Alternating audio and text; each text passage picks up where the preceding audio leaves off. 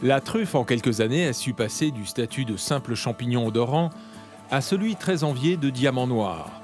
Elle a ainsi effectué une entrée remarquée dans le monde du luxe et de la gastronomie haut de gamme. D'extraction humble, enfouie dans le sol calcaire des terres du Sud, à peine brossée, elle est servie dans les grandes tables de ce monde.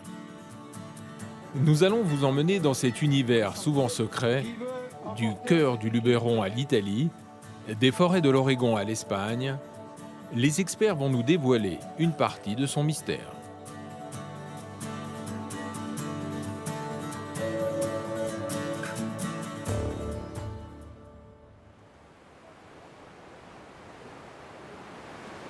Nous sommes mi-janvier à Richerange dans le Vaucluse.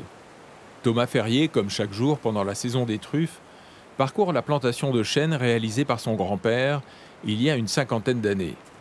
Cet arbre a la faculté de recréer les conditions les plus favorables pour générer des truffes. Chez les Ferrier, Thomas représente la 5e génération de trufficulteurs. Allez, cherche bien là, cherche. Chocolat, cherche bien là. Allez, cherche. Dès l'âge de 5-6 ans, j'étais déjà derrière mon grand-père à aller aux truffes. Tout ce qu'on entend, entre guillemets, on le retient. Tout ce qu'on a vu faire les anciens, on le retient. Puis on est toujours là à écouter les bons conseils qu'ils peuvent nous apporter. Attends.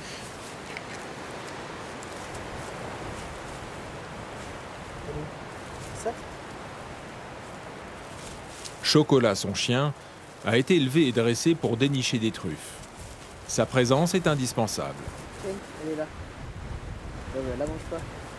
Dès que le chien commence à marquer une truffe, donc c'est-à-dire à la gratter, il faut l'arrêter pour éviter qu'elle marque tout simplement la truffe avec ses griffes.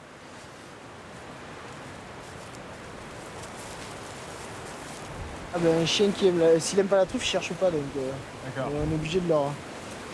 Pour les éduquer, on leur en donne à manger quoi. Si elle aimait pas, en fait, elle chercherait pas du tout, ça l'intéresserait pas. Même si derrière elle a la récompense.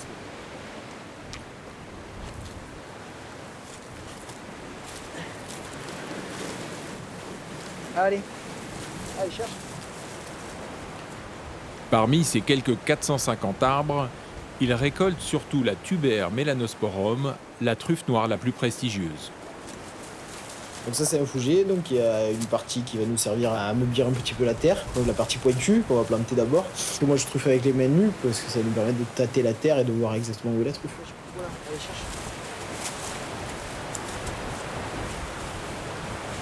Allez. Ça.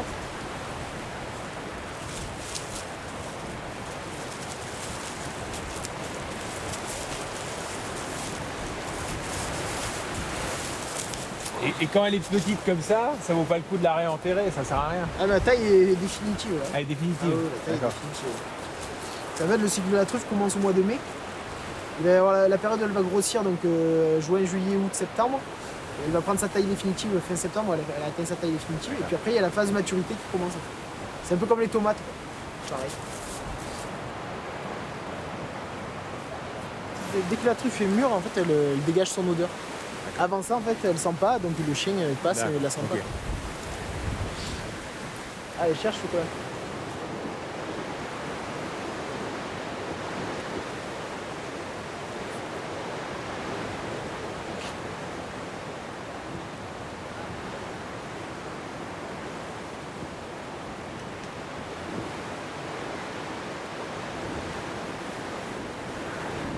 Tiens, chocolat, viens m'aider. Chocolat, cherche. Ça. Et oui. On peut avoir des arbres qui vont s'adapter à la truffe et d'autres non. Puis après, tout simplement, on peut avoir des arbres qui vont donner pendant un certain temps, sur une période, et puis qui vont s'arrêter après. Donc la vie d'une truffière, c'est quand même vraiment aléatoire. On n'a pas de choses fixes. On va avoir des arbres qui auront peut-être produit pendant 10 ans, qui vont s'arrêter, et puis d'autres qui vont produire pendant 25 ans. Tiens, cherche. Allez, cherche.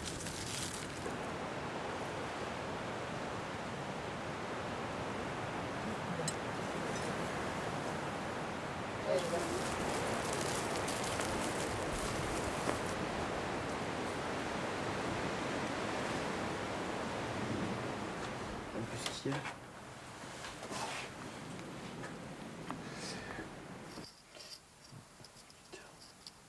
Il y en a, ils veulent qu'elle reste vraiment en pleine de terre. D'accord, pour quelle raison? Parce que pour la conservation, il y en a qui préfèrent. C'est mieux quand il y a encore un petit peu de terre. Ouais. D'accord. Ouais.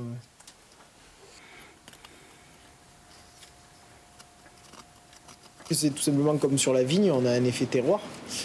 Par rapport au vin, justement, on a un effet terroir. Donc c'est vrai que chaque terre va avoir son empreinte en fait, au niveau de la truffe. Chaque truffe va avoir une odeur particulière, un goût différent. Et c'est qu'une question de terroir. Et à savoir que sur Riche-Orange, par exemple, sur la commune, on peut avoir plusieurs terroirs différents avec plusieurs truffes différentes. Voilà. Nous, c'est vrai qu'on va être sur des arômes plutôt subtils, je dirais même plutôt élégants et avec une belle persistance, une belle profondeur sur le nez. On va avoir vraiment un parfum qui est assez intense mais à la fois subtil.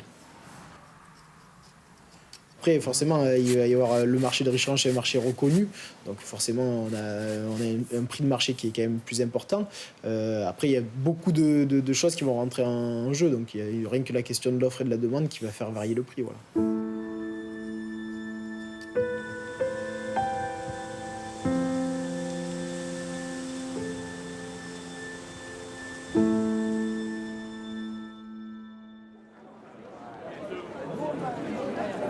Comme pour chaque samedi de janvier, le centre de Riche-Orange est parfumé d'odeurs magiques. C'est le marché de la truffe, où chasseurs, cultivateurs viennent proposer aux grossistes et aux marchands leurs produits. On négocie à l'arrière de la voiture en étant le plus discret possible.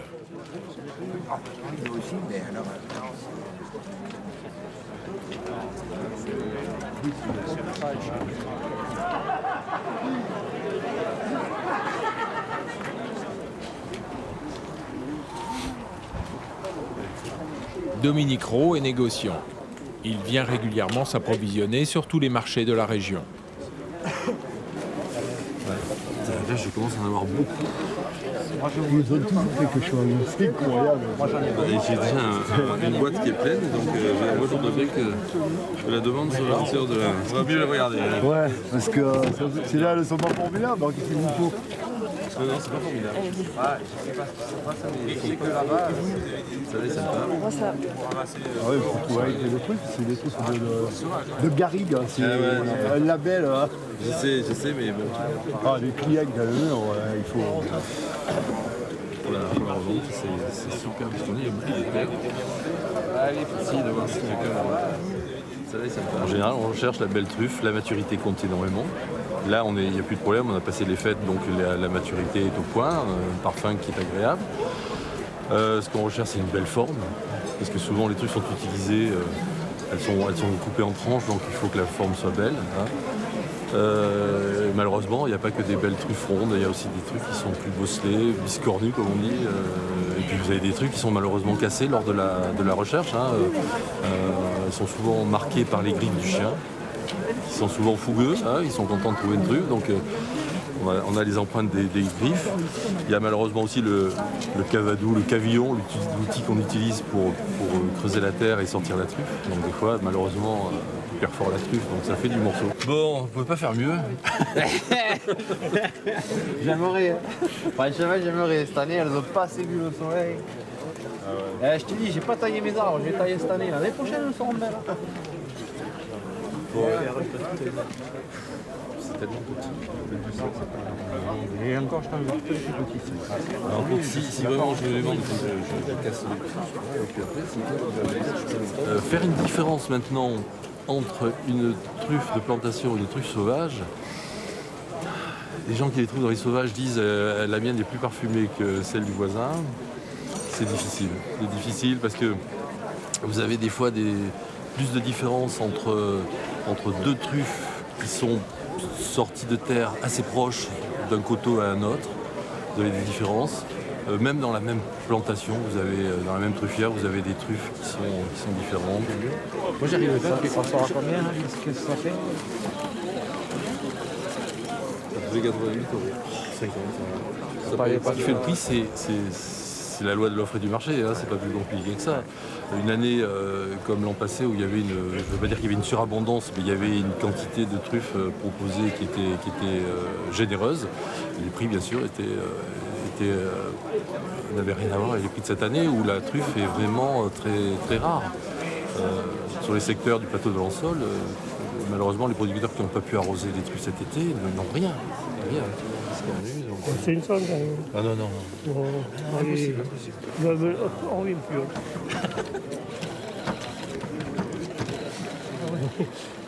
La calibre, ça va pas jouer. Hein.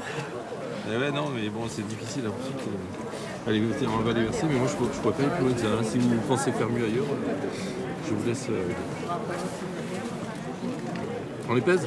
Allez.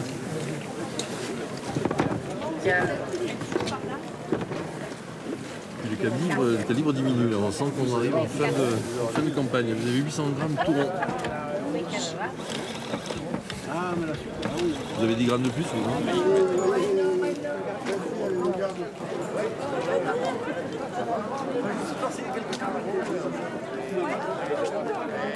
La truffe devient aussi une attraction touristique. Alors, qu'est-ce que c'est ça, les enfants? Qu'est-ce qu'on a dit tout à l'heure? Alors, c'est une brumale ou du mélano? Très bien. À quoi on le voit? On la gratte. Et d'abord, elle est ferme. Et la peau ne part pas. C'est ça qui est bon.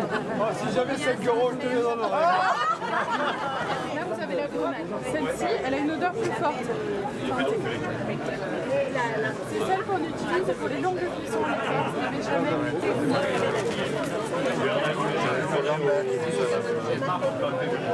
Voilà, une odeur plus douce, donc soit crue ou soit légèrement grasse.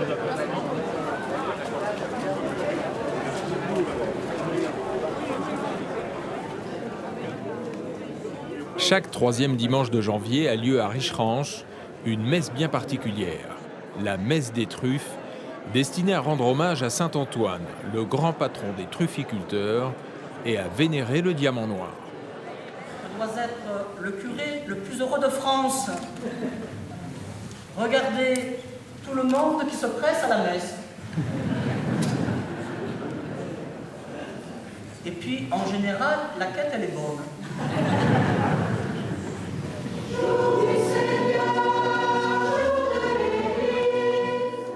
Autre particularité, l'homélie est en provençal. Pour la quête, les offrandes se font en truffes fraîches, au lieu de la traditionnelle pièce de monnaie.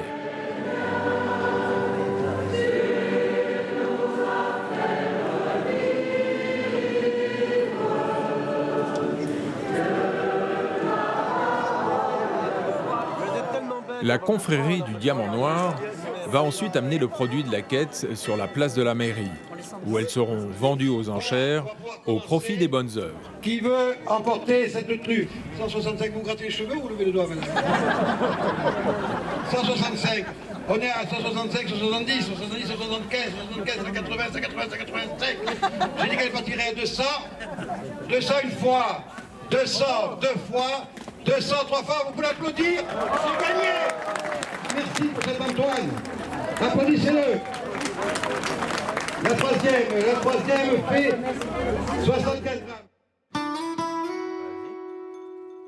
Nous partons maintenant pour Sarlat, dans le sud-ouest, chez Philippe Blanc, qui est éleveur de moutons et trufficulteur. Voilà. Elle est où? Mon métier, c'est trufficulteur, mais ce que je fais ici, c'est en plus de mon activité professionnelle. Sur ce coteau, à l'état sauvage, il y a toujours eu des truffes. Donc c'est ce qui m'a poussé à partir de 1996 de planter une quinzaine de pieds. Donc ce qui me permet d'avoir des truffes ici à l'état sauvage et bien sûr par des plantations.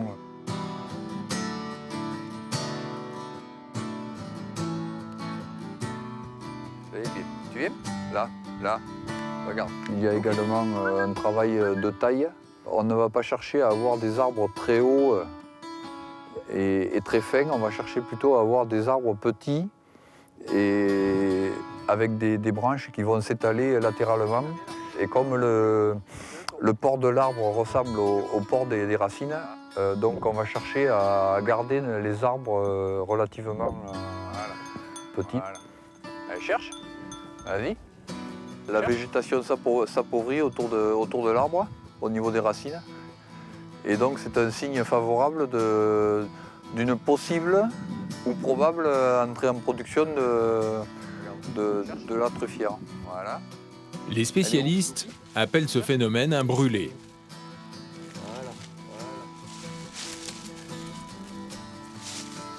Voilà, c'est bien, mon grand. Regarde, voilà. C'est bien. Toutes les plantations ici sont en tuber mélanosporum, mais sous les bois, j'ai de la truffe d'été, de la truffe incinatum, de la tuber brumale.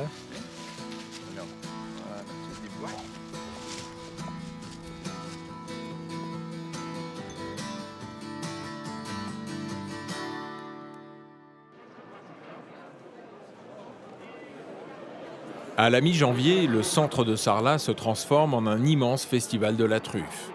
Les producteurs de la région viennent vendre leur récolte dans un marché sérieusement contrôlé. Oui, c'est bien, c'est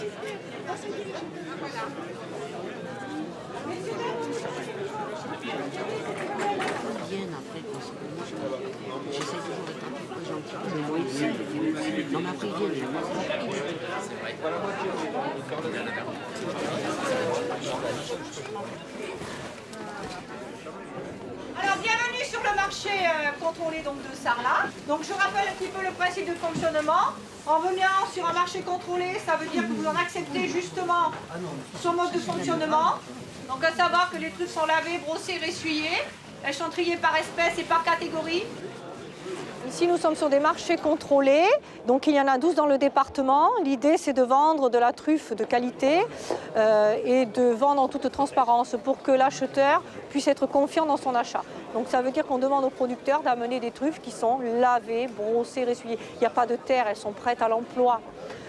Donc ces truffes, elles vont être identifiées donc, par espèce, elles vont être classées par catégorie avant l'ouverture du marché. Ça veut dire que les producteurs doivent se présenter avant l'ouverture et les truffes sont prises une à une.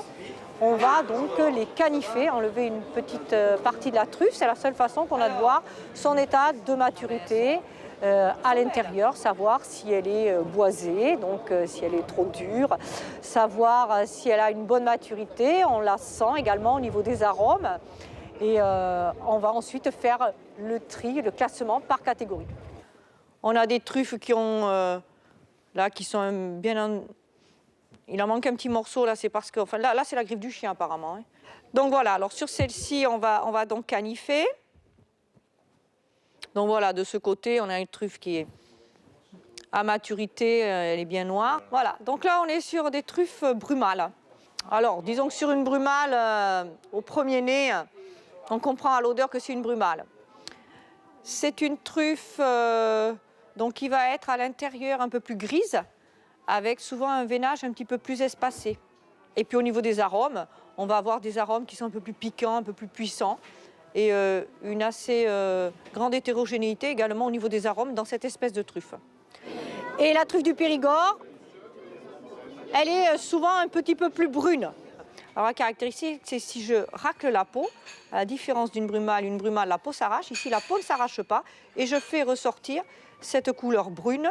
Ici, on est sur des arômes beaucoup fins, beaucoup plus subtils. Donc c'est quelque chose qu'on va respirer un petit peu plus longuement pour bien percevoir toute la rondeur des arômes. C'est une truffe qui est beaucoup plus noire à l'intérieur avec un veinage beaucoup plus fin, beaucoup plus serré.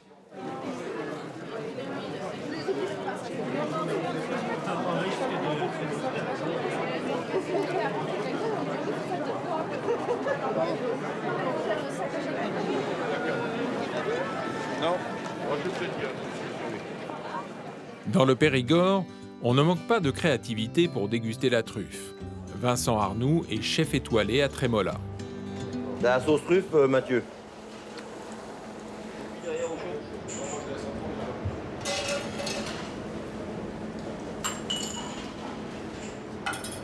Avec une croquette de topinambour, une écrasée de topinambour, une émulsion de topinambour. À l'intérieur, c'est gavé de truffes. T'as la sauce. Et ça, c'est servi en salle avec un petit beurre de truffe et des mouillettes de pain croustillant.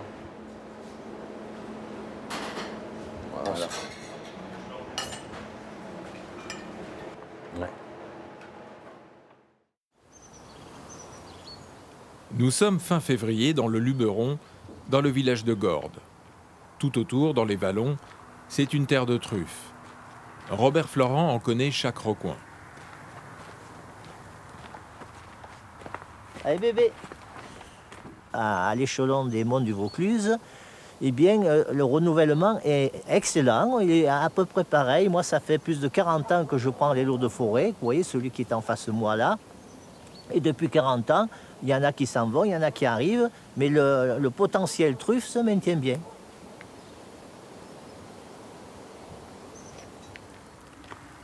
Robert entretient plusieurs parcelles qui constituaient une ancienne plantation d'oliviers. Il faut la suivre, il faut la suivre. Là, elle va sur un truffier, approchez un peu. Hop, hop, hop, elle a dans la bouche. Allez, tiens, allez. Ouais, viens là. Alors là, elle a creusé une truffe, bien entendu, il faut sa récompense et après, elle repartira chercher. Là, on enterre bien, on met de la matière organique. Parce que dans à peu près 2 ans, à la même place, il va y encore avoir des truffes. C'est pour ça qu'il est très important de bien soigner le brûlé. Le grand secret de la truffe, il est là, c'est le brûlé. Lorsque l'homme saura reproduire un brûlé qui produise des truffes, jusqu'à présent, on sait très bien le faire avec du Roundup, vous voyez. Mais malheureusement, ça ne produit pas de truffe avec le Roundup. Là, on touche le grand secret de la truffe.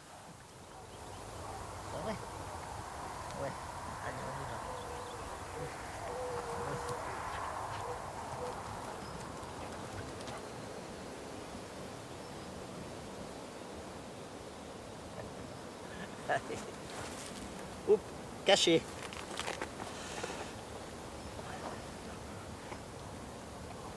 Tiens. Allez.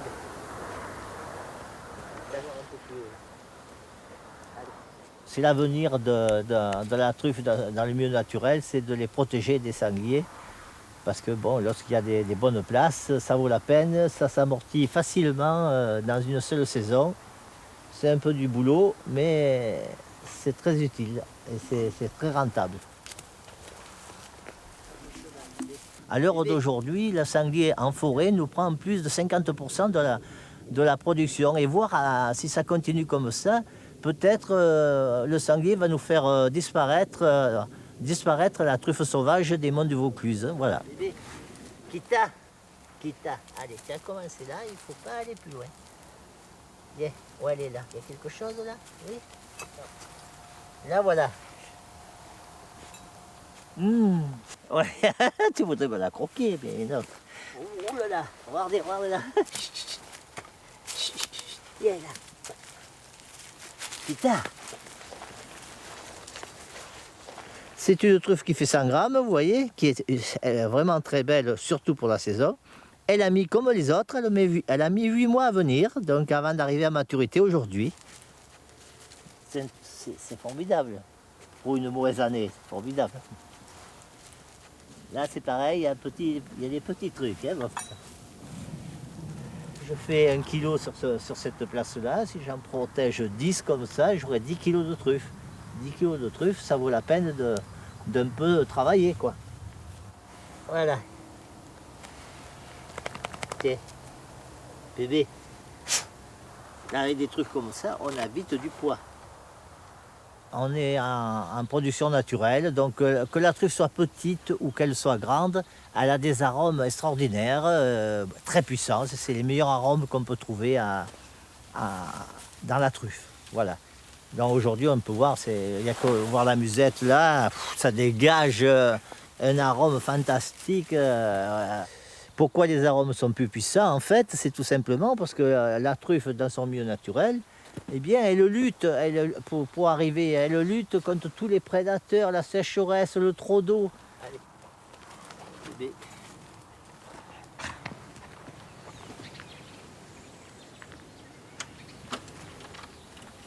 Allez.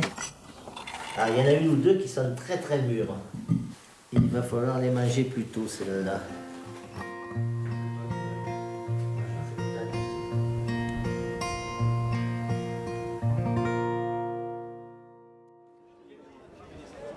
Édouard Loubet est un chef doublement étoilé installé en plein cœur du Luberon, à Beaugneux, au domaine de Cap-Longue. C'est un grand passionné de truffes. La truffe ne se reconnaît pas forcément à l'odeur. À l'odeur, si, on sait qu'elle est mûre, très mûre, pas mûre. Donc ça, c'est des critères de qualité de la truffe. Maintenant, si on veut vraiment savoir à peu près d'où elle vient, quand on fait le tour des marchés du département, on se rend compte que des gros grains plus globuleux, c'est plus autour de Gordes, de Saint-Pantaléon, en remontant un petit peu vers Sceaux, avec des terres un peu plus rouges et opaques. Dès qu'on est dans des terres blanches, crayeuses, on est plus dans le pourtour de Valence, de Richeranche. Et donc, moi, à force de parcourir les marchés et de les voir, à l'aspect de la truffe et à la terre qui l'accompagne, oui, je sais reconnaître plus ou moins si c'est ça, Sud, Nord, Luberon ou Luberon.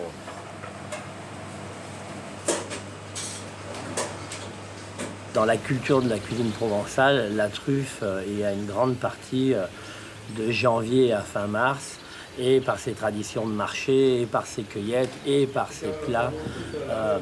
Très souvent, un ancien d'ici ou un papy agriculteur dit « Oh, ici, avec rien, on vit, on ramasse une rabasse, comme on dit, et on la râpe sur une salade des champs, un filet d'huile d'olive et quelques grammes de gros sel. »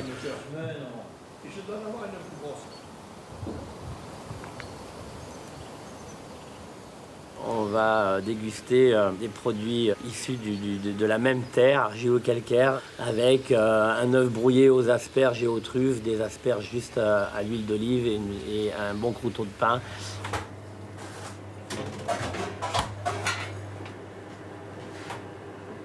Le moment actuel pour moi, là, c'est de mélanger les produits nobles et pauvres. Et je trouve que ces mariages sont fabuleux et m'encourage à rester dans la localité.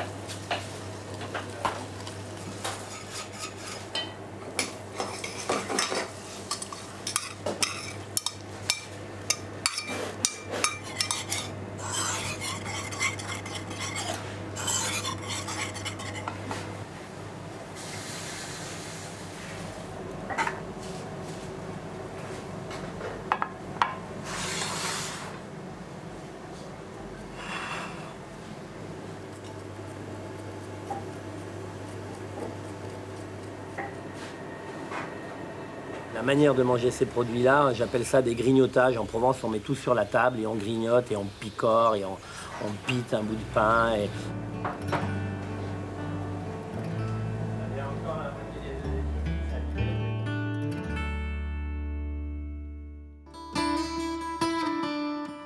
Nous partons pour l'Ouest américain, en Oregon, une région connue pour ses grands vins et qui découvre qu'elle possède aussi des truffes, tout autour de ses grandes forêts.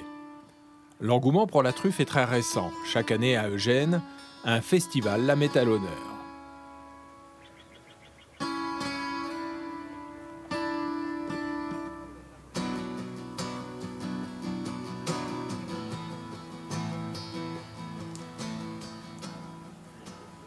Au programme aujourd'hui, la découverte de la truffe blanche que l'on trouve dans ces sous-bois. Comme toujours, les Américains sont suréquipés dans la tenue et les outils. Sans oublier le Lagotto Romagnolo, le chien d'origine italienne, chercheur de truffes. Okay, that's what Charlie was talking about. That's that one that... See those two right there? Yeah. Non, non, celle-ci n'a pas de valeur culinaire, je vais vous montrer. Voilà une truffe blanche d'Oregon. Vous voyez la différence comme elle est blanche? Right there? Moss, come here.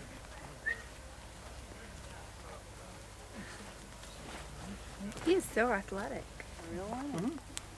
Good job, Massimo. Regardez les nervures, regardez comme elles sont. C'est celles-là que l'on retrouve dans nos assiettes.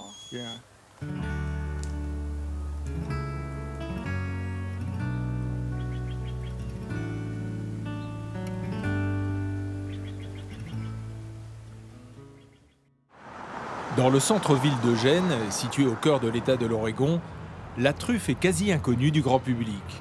Mais depuis 2006, Charles Lefebvre, un chercheur de l'Université de l'Oregon, a créé un festival dédié à la truffe. Scientifiques, cultivateurs se succèdent pour des exposés très sérieux et documentés sur les mystères de la naissance d'une truffe.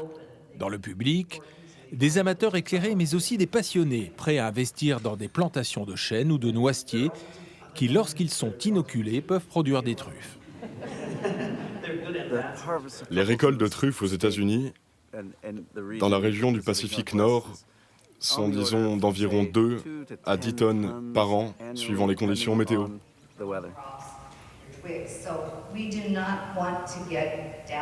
Christine Fischer est une des spécialistes les plus pointues dans le domaine. Formée à l'Université d'Oregon, elle est installée aujourd'hui en Espagne en tant qu'experte de la Tuber melanosporum, où elle travaille notamment sur les plantations.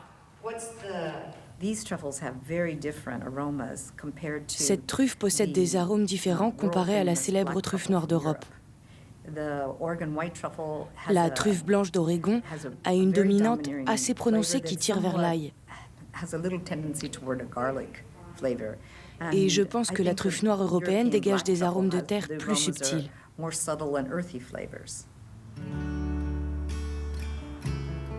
En Oregon, plusieurs propriétaires profitent du festival pour faire visiter leur domaine.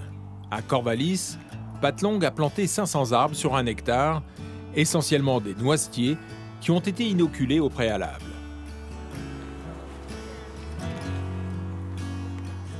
Ici, l'irrigation est indispensable. La chaleur en été est étouffante.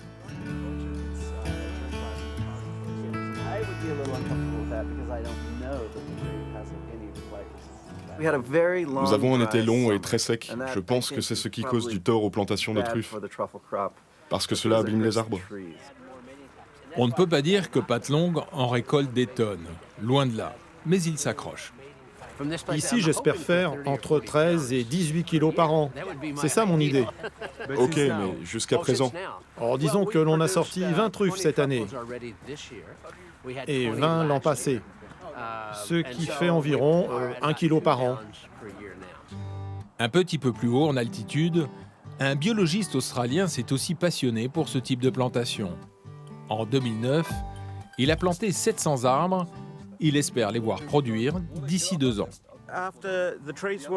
Après une période de maturation de 8 ans, nous venons d'avoir notre première truffe le 1er janvier dernier. On a fêté notre première truffe.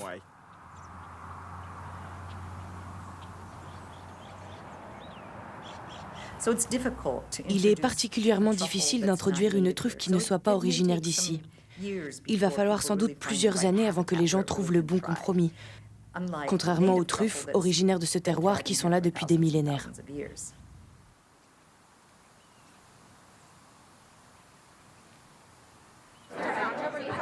À Eugène, dans le marché aux truffes du festival, la taille et l'apparence de plusieurs truffes laissent à penser que certaines ont fait le voyage d'Europe.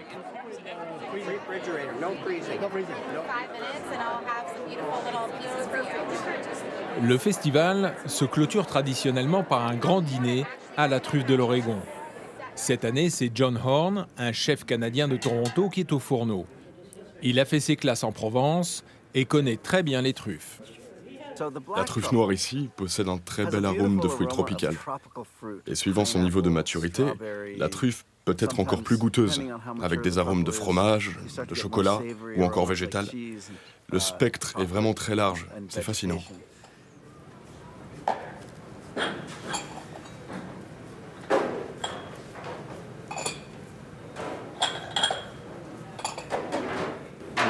Cela fait des années que je cherchais des truffes au Canada. Et là, juste de l'autre côté de la frontière en Oregon, c'est incroyable de voir une telle abondance. Et il y a encore 2 ou 3 ans, j'ignorais qu'il y avait des truffes aux États-Unis. C'est incroyable que l'on puisse en trouver autant. J'utilise de la truffe noire. Une fois qu'on l'a ramassée, elle dévoile un arôme très floral, qui est un peu leur caractéristique. Ce qui va très bien avec mon parfait de foie gras.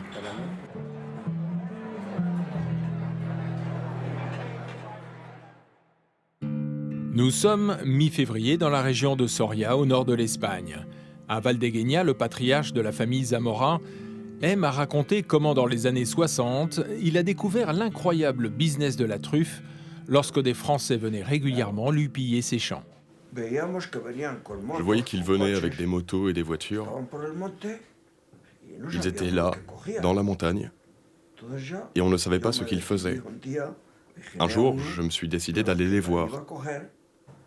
Ils étaient en train de ramasser. Je leur ai dit que c'était ma propriété. Alors ils m'ont dit, tenez, c'est pour vous. Et ils m'ont donné quelque chose de bizarre. Je ne savais pas ce que c'était. J'ai pris la voiture et je suis allé à la bibliothèque de Soria. J'ai regardé dans le dictionnaire et c'est ainsi que j'ai découvert ce qu'était la truffe et à quoi elle servait. À partir de ce moment-là, démarre pour Feliciano Zamora un véritable âge d'or de la truffe, dont la quasi-totalité de ses récoltes partait pour la France. Aujourd'hui, le village est quasi abandonné. Seule la famille Zamora et quelques autres l'animent encore. Avec l'industrialisation, les pesticides, les engrais, le manque d'entretien des sous-bois, la truffe se fait beaucoup plus rare. Là, ici, c'est une zone naturelle, où l'on trouve traditionnellement encore des truffes. Enrique et Javier, les 2 fils de Feliciano, se sont lancés dans plusieurs plantations il y a environ 25 ans. Sur les 900 à 1000 mètres carrés, on a un rendement de 6 à 7 kilos par hectare.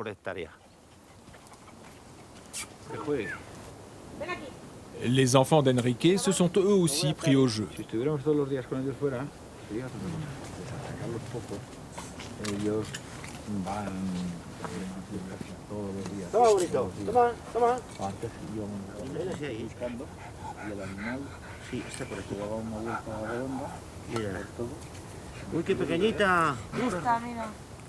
La technique de recherche est sensiblement la même qu'en France ou en Italie.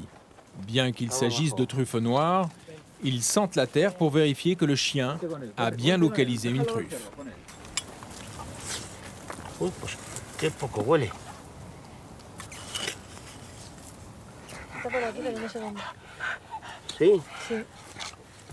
Ah oui, il y en a une petite ici.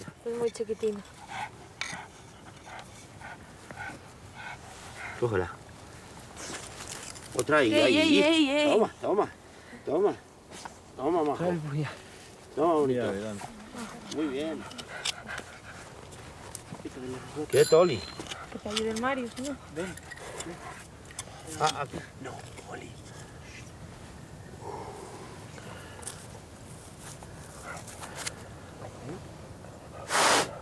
Qué bien huele. Les truffes sont bien rondes, car dans ce champ, il y a très peu de pierres, et elles poussent donc sans obstacle. Les rendements ne sont pas exceptionnels. Ils arrivent les bonnes années à récolter 8 kilos par hectare, alors que la part des truffes sauvages n'est plus que de 2 kilos. On est très loin des récoltes des plantations industrielles géantes situées au nord de Valence, qui font plusieurs centaines d'hectares et qui, soit dit en passant, arrosent le marché français sans que personne n'y trouve à redire. Car la truffe ne supporte pas les produits chimiques, engrais ou pesticides, elle reste un produit naturel. Ils ont fait un gros effort en reboisant avec des chênes qui avaient été inoculés avec de la truffe noire. Ces efforts combinés avec un sol très propice pour la truffe noire ont fait que les résultats sur 20 ans sont excellents, aussi bien en qualité qu'en volume. Pour la famille Zamora, la truffe n'est plus une activité majeure. Elle reste une passion qui apporte des revenus complémentaires.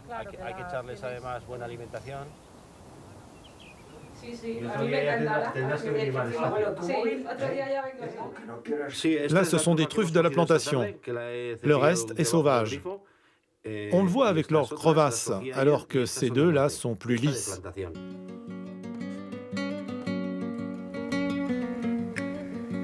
À Berlanga de Duero, comme dans toute la région de Soria, la truffe est désormais une attraction touristique et gastronomique. À la Casa Vallecas, le chef Carlos de Pablo a été un des premiers à mettre en valeur avec talent la truffe espagnole. En dehors des zones où l'on trouve des truffes, très peu de restaurants proposent de la truffe en Espagne. Antonio Garcia Hernandez est venu proposer au chef quelques belles truffes.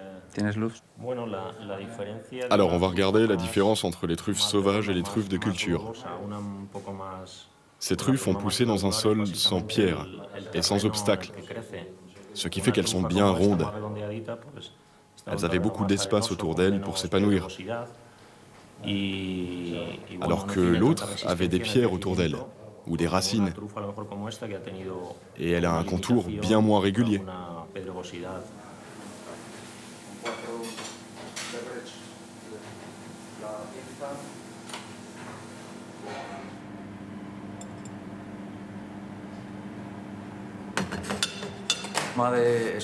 On ne peut pas comparer l'arôme de la truffe avec autre chose. Ça reste quelque chose de très spécial, d'unique. Les recettes du chef peuvent surprendre, alors que nous sommes en zone montagneuse.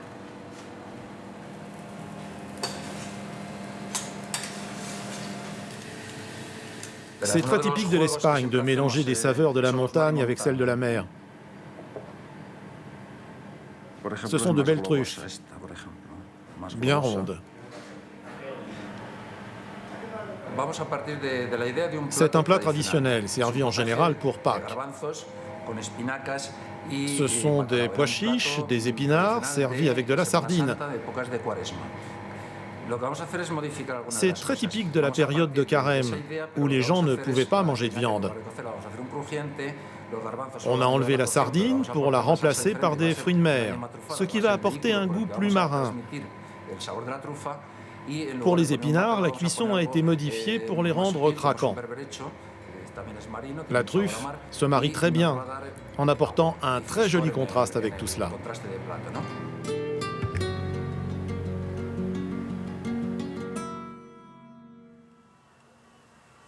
Nous partons maintenant pour l'Italie. Nous sommes début novembre.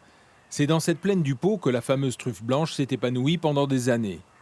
Mais encore une fois, l'agriculture intensive a fait disparaître la truffe des berges du Pô, aujourd'hui occupée par des arbres destinés à la pâte à papier et copieusement arrosés d'engrais. Il faut aller dans les collines qui entourent Bologne pour trouver cette fameuse truffe blanche. Dino Glesi Espotti est le président de l'association locale de chasseurs de truffes. Au prix où elle se négocie sur le marché, elle a généré beaucoup de vocations.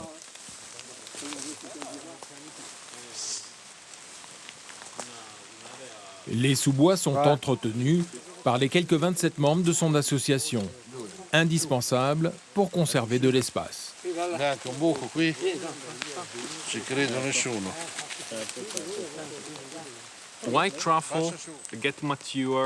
truffe blanche mûrit très lentement. Donc il peut y avoir 20 personnes qui passent au même endroit et la 21e va trouver la truffe. Là où pourtant 20 autres chiens sont déjà passés. C'est parce que la truffe blanche, à un instant T, va diffuser son arôme dans la nature. Et là, le chien va la sentir et la trouver. C'est pourquoi il y a autant de ramasseurs ce matin au même endroit. Parce qu'il y aura toujours un chien qui va se trouver au bon endroit pour sentir une truffe au bon moment. Tout ce que les chiens trouvent n'est pas forcément une truffe.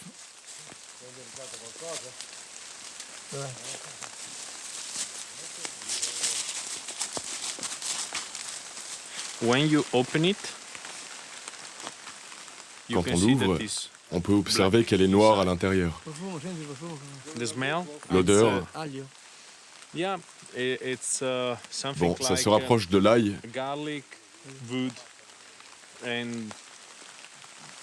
Et elle a un intérêt très limité sur le plan du goût. Qua. Qua, vieni qua. Vieni qua. Non paura magari che ti lasciano dei diritti.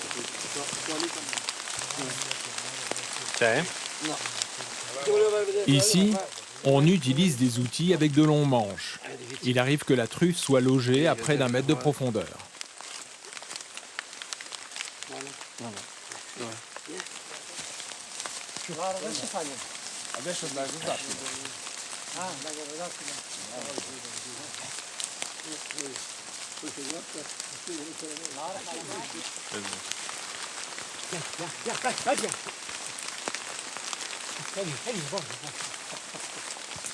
Alors, c'en est une?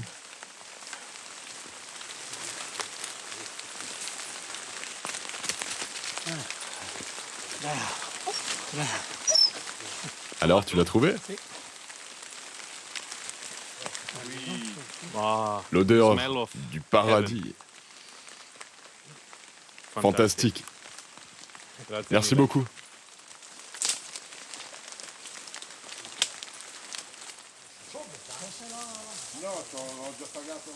Tous les chasseurs apportent leur récolte à une petite usine qui s'engage à acheter leur production, si elle rentre dans leurs critères de qualité.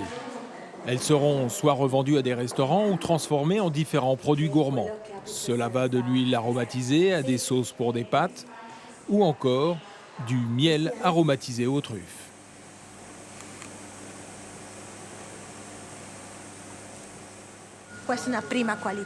Ça, c'est de la première qualité avec des truffes de grande taille, de 20 à 100 grammes. Elles ont des formes un peu biscornues, mais ça ne remet pas en cause leur excellente qualité et en plus, elles sont très bonnes.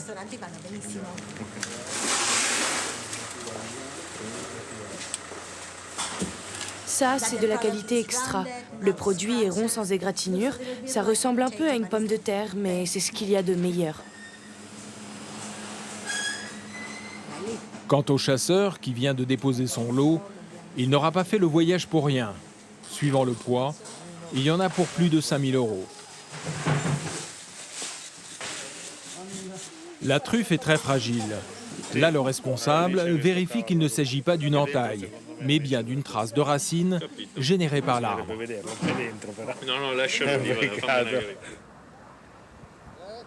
À proximité de Bologne, Dino tient à montrer la manière dont ils ont géré ce bord de route, situé sur le long d'une rivière, et recréant ainsi le contexte qui existait sur les berges du Pô.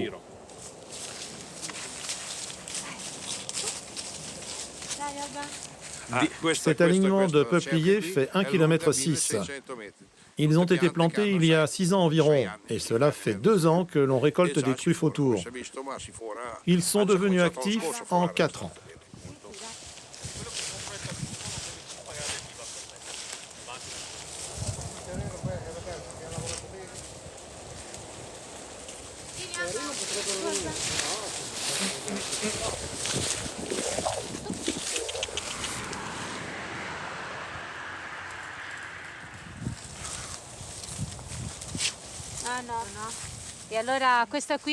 Voilà une petite truffe, mais bon, je pense qu'elle n'est pas comestible, celle-ci.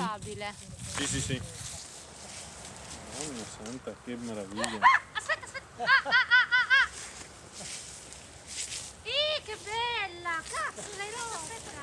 Aspetta!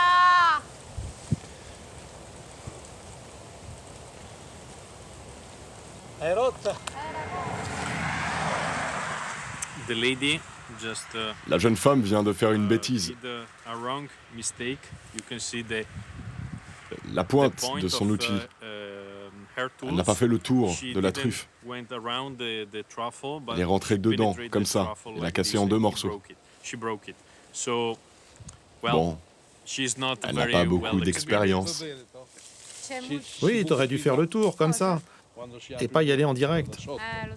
Oui, j'ai bien vu, je ne suis pas une professionnelle.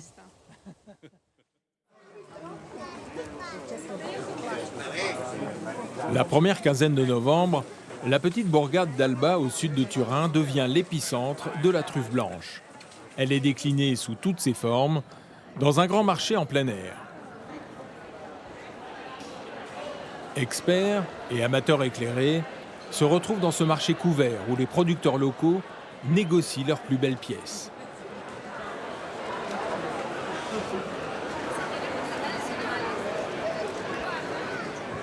Daria Palma vient du village voisin de Priero. C'est un business familial. Avec mon grand-père et mon petit frère, nous chassons des truffes.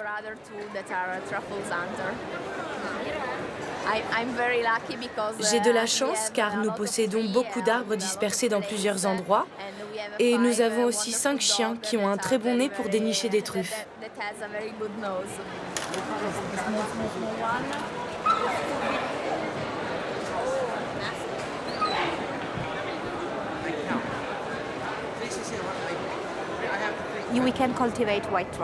On ne peut pas cultiver la truffe blanche.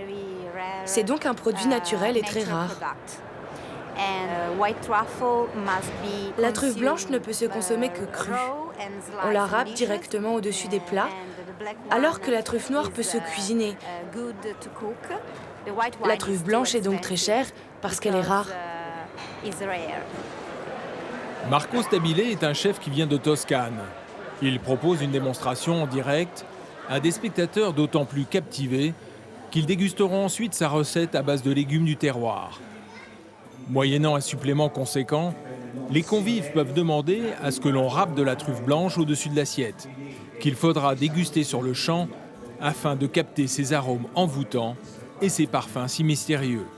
C'est avec cette gourmandise d'exception que nous achevons ce voyage dans le monde des maîtres de la truffe, qui est loin d'avoir dévoilé tous ses secrets.